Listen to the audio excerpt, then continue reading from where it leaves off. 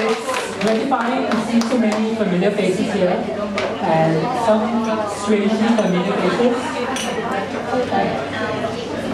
Now the reason why we decided to host the book launch here is because this is actually my office. If you will believe it. In fact, my table sits somewhere around here. You can ask the barrister for verification. This is in fact where I do most of my writing. So I will be idling somewhere here every other day, sometimes every day, and I'll be writing. And the vibes, the buzz from this place is wonderful. There's always, gossip going on, people talking, whispering, fighting, and so on. So this is the reason why we chose this venue, and I'm very gratified that they actually agreed to let us have the launch here. So once again, thank you very much to Toastbox.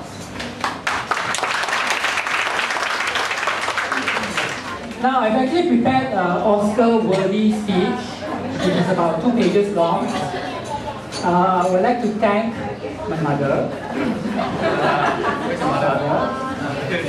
my family members over here, friends, ex-colleagues, friendly strangers, strangely friendly people, and actually before when we sent out the invite, we had 2 lists, and we decided this is an unusual venue, so shall we uninvite some people?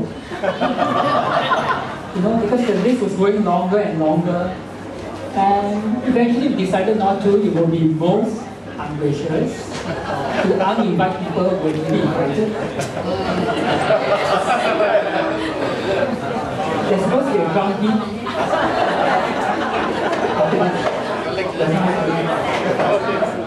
Sorry for the text, please.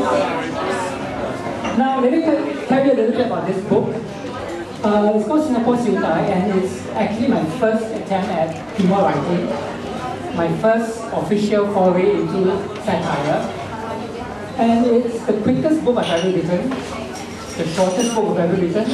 It took all 3 months, and it's something far removed from what I'm normally associated with, which is poetry, serious literary stuff. Now, I'm by nature not a funny person. I think my wife can testify to that. But I saw in the way that Singapore has been developing over the past few years, the fact that we are becoming increasingly unhappy. Are you unhappy? Look at your faces. You look pretty miserable.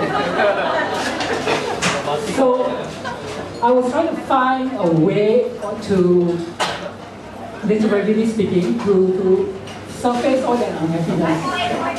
And this was also primed by the fact that I was not invited, many ISD people, I was not invited to the Singapore conversation. I was very amazed at that. So point. So I decided to write my own Singapore conversation.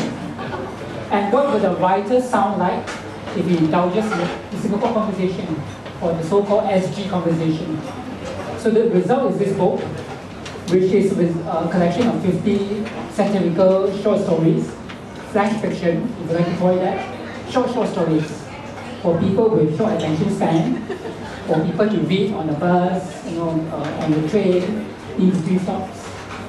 And I would like to also thank Facebook for this, because a lot of the stories were written on the move, and of course redrafted here, when I was posting them up on Facebook. Now, some of you would probably have read many of these stories, the first draft on Facebook first. So it was my way to beta test the stories. I would set myself a writing exercise between traveling from home to the school and teaching. I would have to finish the story in about 45 minutes. So that gave me the impetus to quickly think of a punchline and write something. But writing a punchline, as Neil would be happy to tell us, is very difficult, isn't it? Yeah.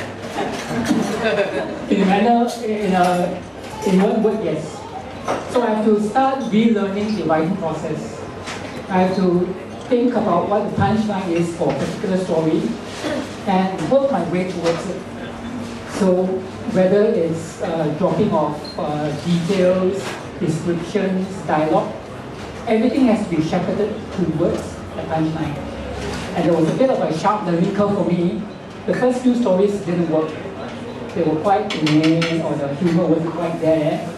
But thanks to many of my friends who are here, you liked the stories, you gave me the encouragement to keep writing and testing the ground and see how far I could push the boundaries. So everything was fair game to me. I was writing stories about the GRC system, OB markers, about our kiasu behaviour, everything that makes us uniquely Singaporean.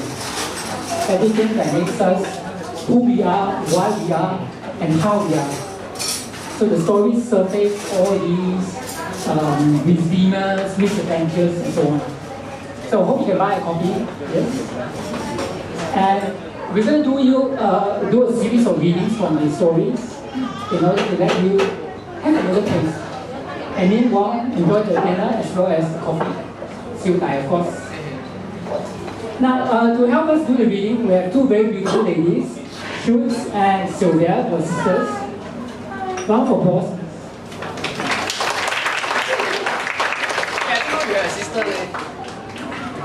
Now, Shoots was my university mate in NUS, and Sylvia was my ex-colleague from MediaCorp, and I used to work very closely with her in conducting interviews. Together, we've done multiple interviews. We've interviewed people like David Copperfield, Nirvana, Sally Ye, and so on. Mickey Mouse. Oh yeah, Mickey Mouse is there. Yes, talk to me though. So we're going to read you a few stories and hopefully you enjoy them. Thank you very much.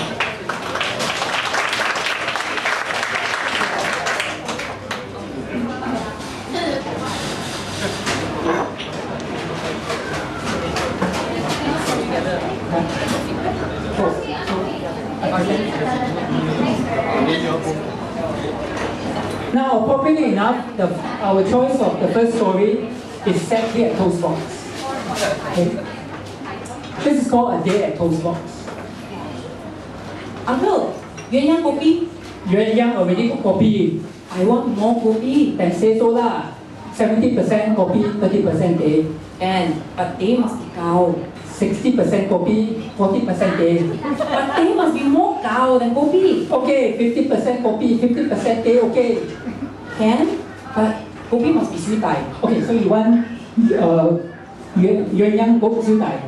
Yeah, yes. But only the kopi Siu Dai, no, not the teh. I mix the kopi with teh, then teh is also Siu Dai what? Like that ah. Then make the teh kosong. You understand what is Yuan Yang or not? Uncle, why you so fierce? Never mind lah. Give me Horlicks Milo C Peng upsize. Horlicks more gao, Siu Dai no peng. Milo kosong more peng. Thank you very much. I'm scared of the listener here. We can look at the strange customers. Okay, the second story is something probably that you will relate to. Taxi.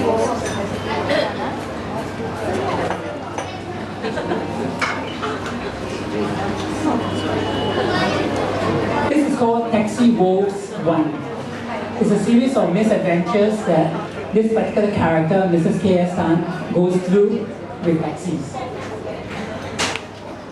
How dare these people? Mrs. K.S. Tan muttered to herself, with 5 grocery bags tipping over the week's groceries. and the satirist son microwaving her from the inside out. She was not prepared to be magnanimous. She had just crossed the bridge to beat the taxi queue out, sneaking 20 people long at Parkway Parade. 15 minutes later, a young couple, freshly arrived and freshly in love, strolled ahead of her, waiting by the curb. It seemed to emote some kind of dagger stares. I was here first. Mrs. Claire Tan said crossly, transferring her bags from her left hand to her right. Still, no sign of a taxi. Quickly, Mrs. Claire Tan trotted 15 meters ahead and set herself up ahead of the couple. It didn't seem to mind, at least that was what she thought. In fact, they were walking away. Wait a minute. They were now 50 meters ahead of her, laughing gaily, oblivious and unashamed. The worst possible combination in young people. Okay, Mrs. Kiasan thought. two can play at this game. 10-1 upmanship later, Mrs. Kiasan was home.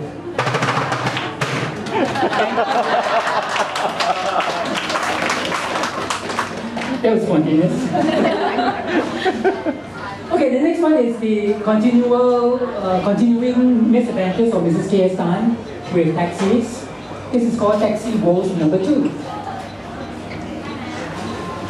Half an hour inching one ruler length at a time up the queue, Mrs. K.S. Tan finally eased herself into a taxi. Though laden with shopping bags, she had chosen to forgo 2 other taxis because her flag down fare was $3.60. Uncle, Park Sea Breeze, near Katong. She said as she quickly closed the door to escape the heat. The driver did not react. He looked like he had already written his will and made peace with God and the PAB. Which way you want to go? Shorter way or longer way? He asked, catching her eye in the rearview mirror. Huh? Shorter way takes more time, longer way takes less.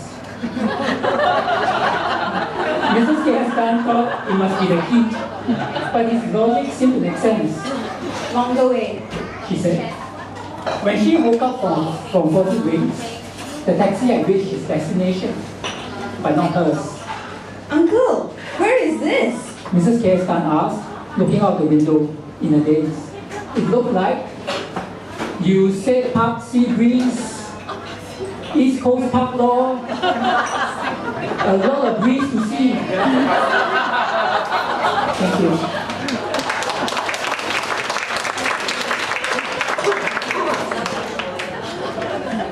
Now the next one will be a duet between Schultz and Sylvia. Now I wrote this primarily out of countless or listening to countless presentations for my students. It's a very Gen Y kind of thing. This is titled Language Therapy for Teens.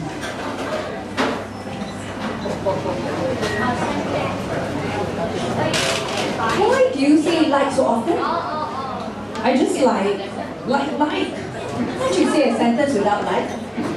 I don't know how. For example, tell me your dad's name. Can I see? Say his name without like. That's like what I just did. Can I see? Not can I see, can see. But can I see is my dad. I can see you're not trying very hard. I am. Let's try something else.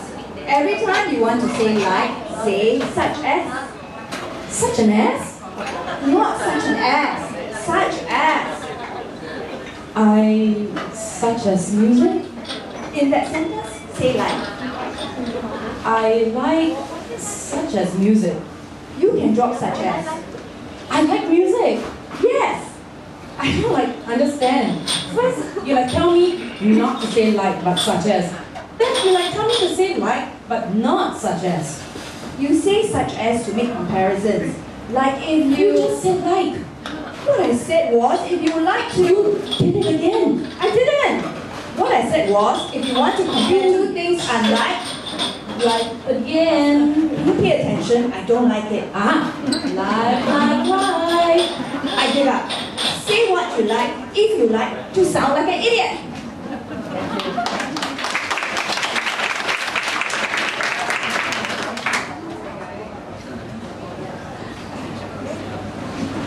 A little pause or pause. Okay, the next couple of stories revolve around a matchmaker. Now, I got the inspiration because in my previous life as a reporter, I had interviewed a few matchmaking agencies, and they told me a lot of funny, crazy stories. So based on those experiences and conversations with the matchmakers, I came out with these stories. Now, the first is called At the Matchmaker Number 1.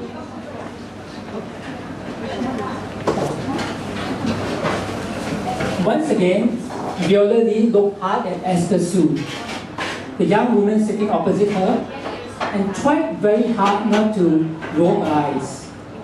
There were days like this that made her career as a matchmaker such a conversation starter at class reunions in her mind.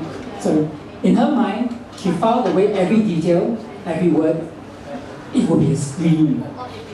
So, your ideal man is? He must be tall. Not Yao Ming tall. I don't want to sniff his armpit each time I look up at him. But at least 6 feet. And strong. Not army muscular. I don't want to hurt my back each time we make love. Viola nodded, taking down notes. A giggle had already begun at the back of her throat, which she choked off as a cough. He must be successful and powerful. I don't mind if he's much older, as long as he can show me he can move the world. There's not many men like that, except maybe... She said, clearing her throat. The Prime Minister. Is he on the list? He's married, Miss Sue. I can wait. Thank you. I think you should hire a drummer the next time. Okay, the next story again revolves around this matchmaker called Viola Lee. This is called At the Matchmaker Number 3. Here was a perfect specimen, or sassy man. Viola Lee chickadee pun, square jaw, broad shoulder, pretty handsome, but not pretty, trim and fine. Timothy Tour looked like a laboratory distillation of great genius. He would be an easy sell. There would be an overnight queue outside her office fighting to date this banker. She might even have to hire a bouncer. What are your best attributes? Viola started, her heart a flutter, her eyelashes a flicker. She told herself, This is terribly unprofessional. she leaned forward, her V-line flowering like a Venus flytrap. As you pointed out, my abs and ass are probably my best attributes, Timothy said, chuckling. If George Clooney were reborn Chinese, it would be this guy. He's flirting with me. Viola thought. She gingerly uncrossed her legs. But seriously, I'm patient and caring. I'm a die-hard romantic, but not so old and bald as Bruce Willis. Haha, got it? Die-hard Bruce Willis? Viola's heart suddenly missed a beat. Corny bankers were usually bad news. They would ask their dates to go Dutch, and then crack some lame joke about milking milkmaids. Got it. Anything else? I'm also a good provider. A good provider? That's what my wife says. You are married? Only at home. Thank you.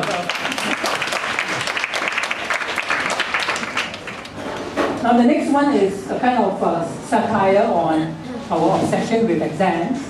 I was trying to write a speculative piece about what would happen if all the exams in Singapore suddenly disappeared.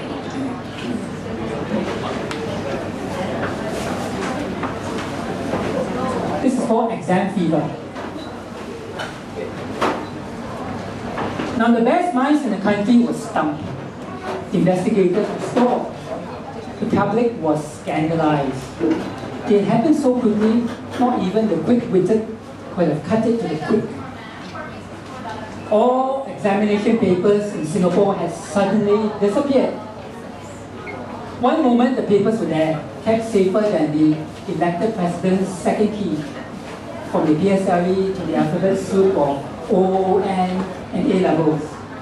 The next moment, they became blank sheets, as though a truckload of corrections to the wit had been dumped on them. Even when the ministry asked Cambridge, both in the UK and the US, just to be on the safe side, to helicopter a fresh set, they were similarly decontentized. Further attempts were rendered futile. Tertiary institutions were not spared either. Professors reported stacks of midterm papers suddenly disappearing. Each time they tried to resurrect the exam from memory, it vanished before their eyes. The nation was now facing its toughest test. There was widespread outcry in the streets, so much so that 4 sites, designated Hong Lim Park East, Hong Lim Park West, Hong Lim Park North, Hong Lim Park South, had to be. Without exams, how can my son apply for scholarships? One mother lamented. She received sympathetic nods all around. My daughter has to beat that cocky boy next door who came in first last year. How? Wailed another mother on her knees and beating her breast. 5 minutes later, she fainted. Now a task force was soon convened. They approved the setting up of another task force to examine the mystery of disappearing examinations. Everyone from ex-president scholars to scholarly ex-presidents knuckled down with the CID, the CAD, the CPID, and the CND. But the evidence defied logic. It was as though a curse had wrapped itself around the island. Meritocracy was on the ropes, and no one knew it better than its apologists.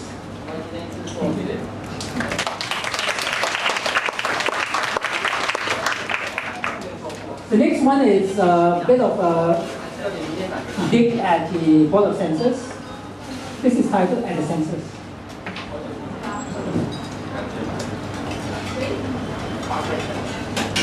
Mystery. I don't know how to classify this film. What do you mean? Guidelines are clear. You see breasts less than 1 minute, NC 16. 1 to 10, M18. Anything else, R21. You see breasts? Yes.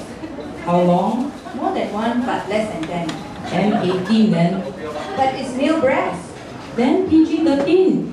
But it's also female breast. The hair's gone into your head, is it? I didn't swallow.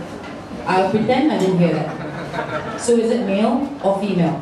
It's male pretending to be female. So is she having sex with another female? I can't see. What do you mean you can't see? Adjust your TV set. The lighting is too dark. I can only hear sounds. The other person sounds male or female? I don't know. It's only size. Male side or female side? I don't understand. Male side masculine, female side is feminine. I think female side. If it's female having sex with female, M18. Even if the first female is male, Yes, simple enough. there's another problem. What? The male playing the male, pretending to be female, was once a female.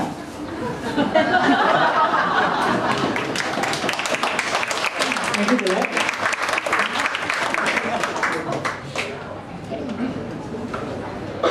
Police station, huh? Which one is it? Police, yeah, police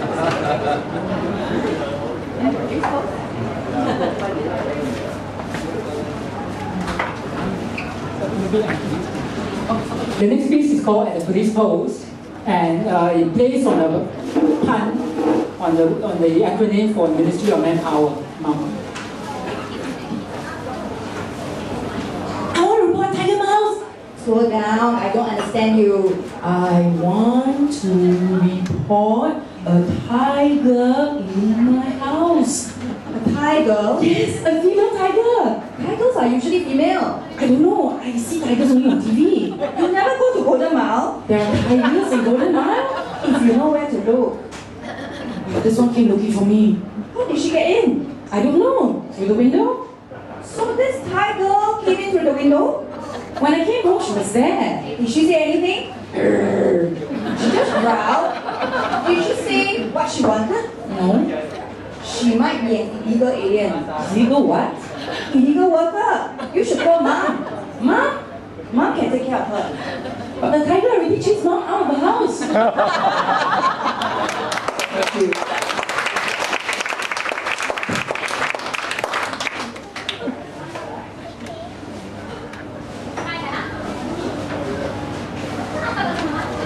Okay, the last few stories revolve around these three wannabe loan shark runners. Okay. I, in fact, had the most fun writing these series of short pieces. One of them is called Pai Kian. The other one is called Gui Si. And the last one is called Tua Tao. So it started off with this particular story in which I tried to extrapolate, the Singaporean obsession with listings and rankings and this and so on. What if you bring that kind of obsession into the world of Pai Kian? What would that be? This is called Most Wanted.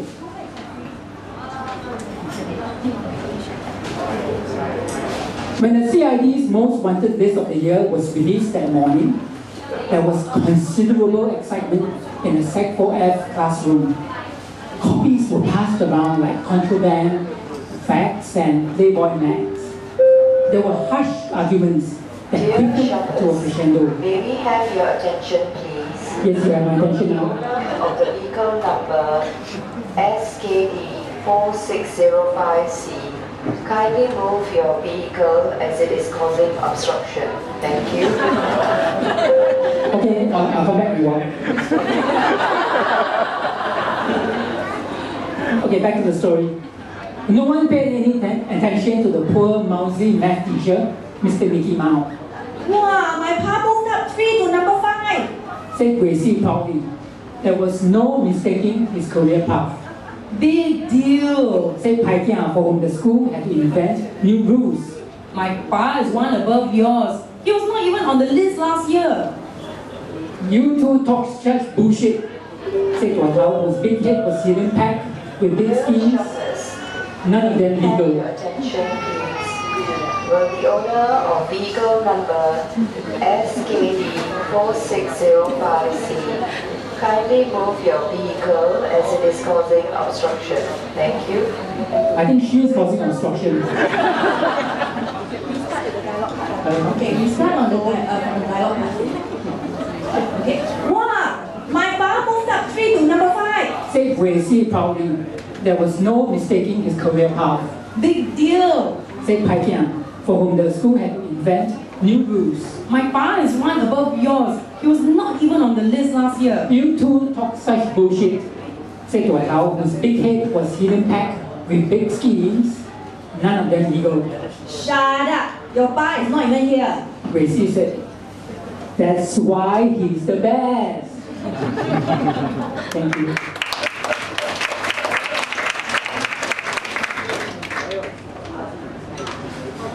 So now these three wannabe loan shark runners join a gang, and because they're so clueless and totally blur, especially this character called Pai Kian, so they wander around getting into all kinds of escapades, and this is one such escapade. This is titled Lost and Spaced Out. Pai Kian was now at his wit's end. His back was drenched, the sun taking no prisoners with his sweat paws. On such days, he wished he lived in Genting, where the temperature was at least no higher than his IQ. That would have done wonders for his self-esteem. The 2 cans of paint in his backpack, his girlfriend Arlene, who pronounced it Alien, had helped him to pick neon pink and crimson. These were beginning to weigh him down, and he still couldn't find Block 67, despite swaggering in circles and squares. When his phone rang, he knew he was in for hiding, and maybe he would be better hiding before the hiding. Hi, where are you? Why are you taking so long? Boss sure down the line. Boss, I'm lost. What do you mean lost? I walked to block 60, then 61 to 66. Suddenly, it's block 103. You stupid or what? You don't know how HDB numbers their blocks? My teacher never taught me. A murderous growl followed. You better finish the job before 2 o'clock. And then the line went dead. So did Hai Kiang's lips. How? He said, his vowels almost as frantic as his nerves. Then he saw a familiar symbol across the road, one that he had grown to trust over the years. He dashed towards it, his head and looked suddenly lighter, as if he could fly any moment. 2 men in blue were on duty at the police post. Excuse me, where is block 67? Thank you. So we'll end off this story with a piece called Shifting Maps. Now this story is actually inspired by the road outside. It's Joo Chiat Road. And apparently Joo Chiat Road is not part of Joo Chiat. Seriously. Yeah, it's part of Marine Parade. And of course Marine Parade has bridle in its as part of its constituency. That of course makes a lot of sense. So I was playing with this absurdity of how we name and change names and boundaries like a drop of a hat.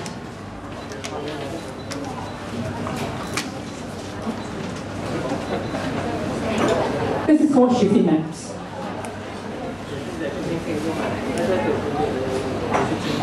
Hai Kiang turned the map upside down, right side up. He tilted his head, redistributing the contents of his skull. He still didn't get it. He had never liked geography, and the feeling was probably mutual. Why is Joo Chiat Road not part of your past territory? He asked Watao. It was the second day of orientation. The first day had fun activities like selling pirated Viagra. He made $51, of which boss took 60. How many times I have to explain? Watao said, smacking his friend on the side of his head. He grabbed the map and folded it precisely into a square. Look, he said, drawing an arc on the map with his finger. Joo Chiat has Joo Chiat Lane, Joo Chiat Terrace, and Joo Chiat Place. But not Joo Chiat Road. Yes. Yes, it's not part of Joo Chiat, or yes, it's part of Joo Chiat. Pay attention. Joo Chiat Road is actually part of Marine Parade. Marine Parade? Why? It's run by another boss. His territory goes all the way to Bradle. Wow, he's a big boss. So Bradle is in Marine Parade, but Joo Chiat Road is not in Joo Chiat? Watao nodded, setting off a momentum that had Hai Kiang's head nodding in unison. For a moment, the two boys pondered the enormity of geographical boundaries. I'll memorize that. Hai Kiang said at last, no need lah. It changes every 5 years. Thank you. Let's give a warm round of applause to my two leaders, Felix and Felix.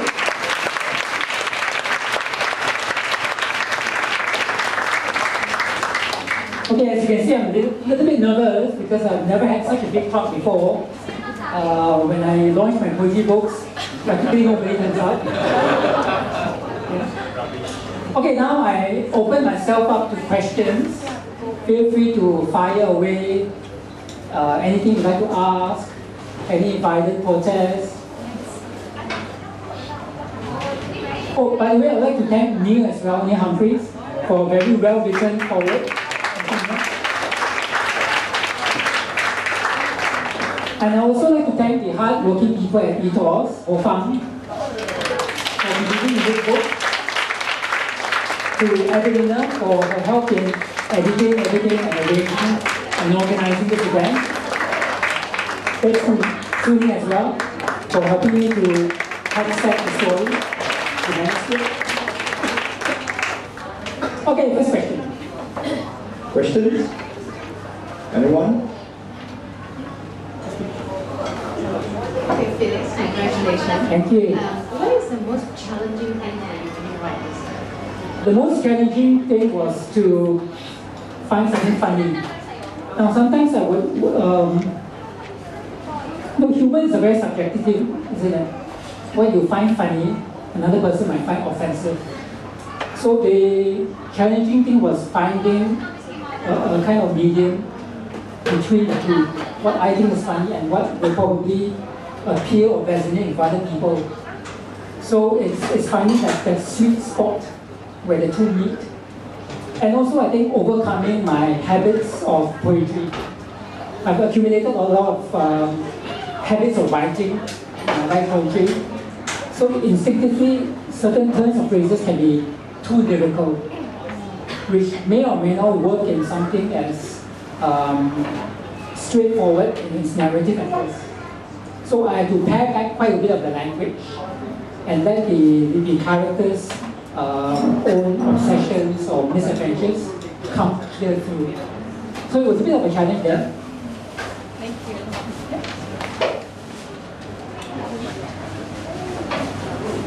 Thank you. I'm so used to reading poetry in your books. Suddenly you're writing a different genre. Does that mean that Singaporeans actually don't appreciate poetry as much as You can ask the rest of them. Over the past 5 years, how many of you actually bought poetry books?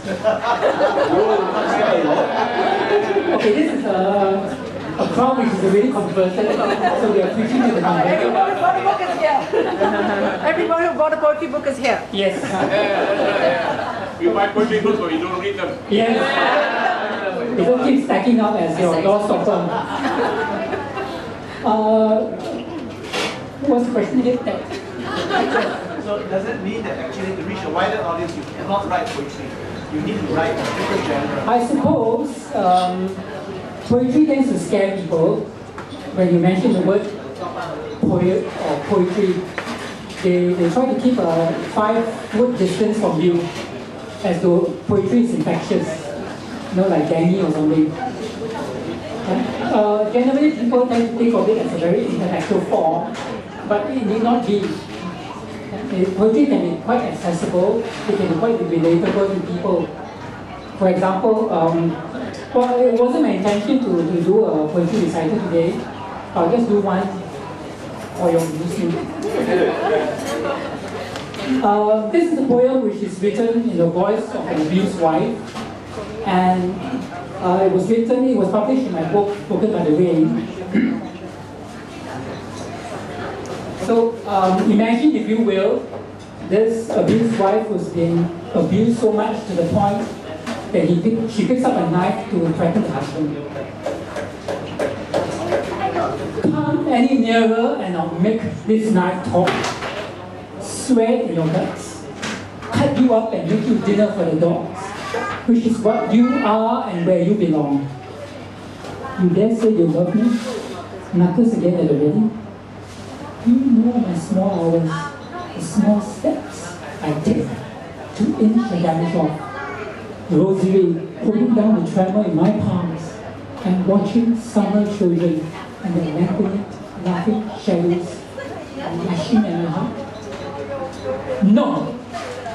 I'm no longer your wife. This is my voice now.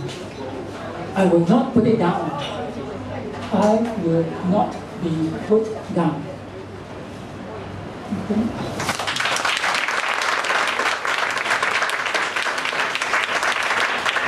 So a poem like that is still accessible. It doesn't have to be very intellectual, very up in the clouds.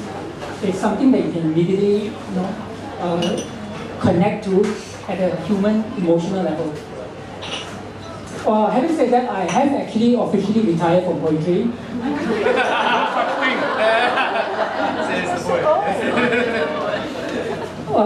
I think I've exhausted poetry, or rather poetry has exhausted me. I think I've said what I wanted to say in that medium, and it's time to pack my bags and bring it somewhere else. I'm a bit of a promiscuous creature, by the way. I like to play around with different forms. So for example, I've done 4 books of poetry, 2 young adult novels, 1 collection of short stories, 1 collection of non-fiction interviews, and this is the first collection of satirical flash fiction. So with every book that I write, I like to learn something new. I like to kick myself down the stairs to pick myself up again and begin the journey from baby steps again. So what's next, Felix? There will be a sequel to this. It's called Singapore Siu Dai. So Siu Dai means less sugar, Siu Dai means more sugar. I've really written, I think, about 35, 36 pieces. And moving to number 50. So whether we can launch it here again or not, let's wait and see. Any more questions? I don't need a microphone, I'll just say that when you just said one collection, my daughter just whispered, did he say One Direction? As you're experimenting with different forms, can your next book be about One Direction? I can make, it will be quite easy to write a satirical piece about a boy band. I don't think that's what she meant. I might write a short piece about One Direction. You don't have to, really. By request. I do request these days. Any other requests? Joshua, ask something.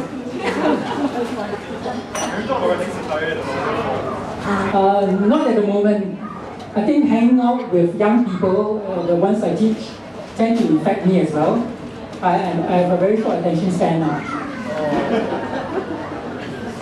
So it's getting to me, like I was trying to work on a novel, and as I was concurrently writing this book, I couldn't get started on it. It's just too damn long.